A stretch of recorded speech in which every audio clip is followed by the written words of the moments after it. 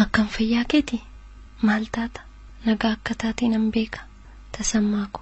baay'een si jaalladha akkam baay'ee si jaalladhu immoo beektanatti fakkaata yeroo mara si argu si waliin haasa'u si waliin yeroo ko dabarsuun natti tola keessattuu bakkeewwan seena qabeessa magaala keenya keessa jiran walii wajjin yeroo deemnee daawwannu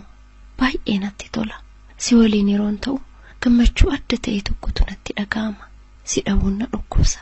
yeroo hedduu walii wajjin galma abbaa Jifaar deemnee daawwanneerra ani garuu waanan bakka seena qabeessa daawwadhuuf osoo hin ta'in waanan si waliin jiruuf qofa kan hedduu natti tolu hedduu na gammachiisa yeroo ati nagattee immoo sababa hojiitiin fiildiiwwan garagaraa deemtu keessi koo duwwaa waan ta'e natti fakkaata akkan waan tokko dhabeetti nuuf ilaala tasammaa ko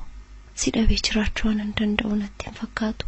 otoo yeroo hunda si waliin taa'ee natti tola nyaatiif dhugaatiin illee dhabamee si waliin otoo naasee nan qofa sin jaalladha tasammaa ko umrii koo guutuu si waliin dabarsuun barbaada yoon si dhabeen jiraadhu yeroo mara ija koo duraan fagaatiin si arguun barbaada Asteer Wolde Gabreelis hin fagaatiin yoomuu ija koo duraa jettee weelliste dhugaadha na jalaan fagaatiin sirbi kunis waan keessa koo baay'ee ibsuu fi baay'een jaalladha yeroo mara nan dhaggeeffadha siinis kunoo si affeereera hin fagaatiin yoomuu ija koo duraa jaalallee koo tasammaadhaaf kan godina Jimmaatti argamu kan hedduu si jaallattu jaalallee kee dhugaa bishaatudha magaalaa Jimmaarraa